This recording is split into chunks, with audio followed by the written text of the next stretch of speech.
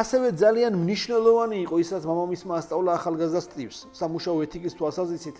და ეს არის გაკვეთილი, რომელიც მამამისმა ღრმად ჩაუნერგა და მნიშვნელოვანი იყო მოწყობილობების უხილავი, უკანა მხარის სწორად და უნაკლოდ დამზადება. მიუხედავად იმისა, რომ ისინი მომხმარებლებს თვალში არასოდეს მოხვდებოდნენ და ვერავინ ვერასოდეს ნახავდა შიდა მხარეს, შიდა განლაგება მაინც იდეალური და სრულყოფილი უნდა ყოფილიყო და სტივი ამ ხრივ ძალიან ფანატიკურად იყო განწყობილი.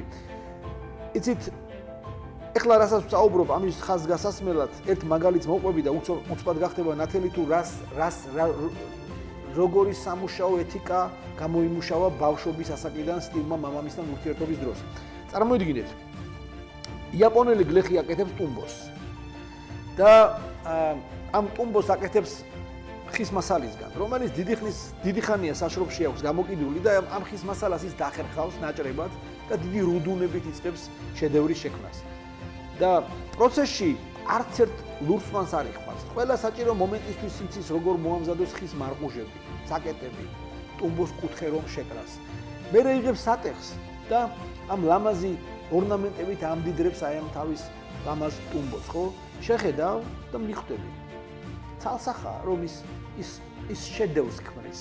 და მიუხედავად იმისა, რომ მან იცის, რომ ეს ტუმბო მუდამ კედელთან იქნება მიდგმული, ტუმბოს უკანა მხარეს არავითარ შემთხვევაში არ დაფარავს იაფფასიანი ფანერით. იქაც ამ ძვირად ღირებულ ხის მასალას გამოიყენებს და ტუმბოს ზურგსაც აი ამ ძვირფასი ხით დაფარავს. და იცით რატომ? იმიტომ რომ ღამე არ დააძინებს იმაზე ფიქრი და იმის განცდა, რომ მის შედევრს უკანა მხარეს იაფფასიანი ფანერი გააქვს მიკროვი. და ეს არის შიდა სტანდარტების კივილი.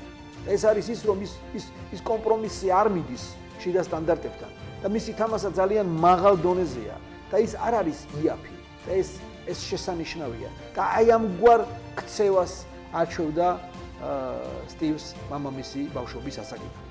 თუ გინდა სტივ ჯობსის შესახებ მეტი გაიგო, მოусმინეთ ჩემს პოდკასტს. რა ვისწავლე სტივ ჯობსისგან, უოლტერ აიზექსონის წიგნიდან სტივ ჯობსი. უსმინეთ ჯაბას პოდკასტს.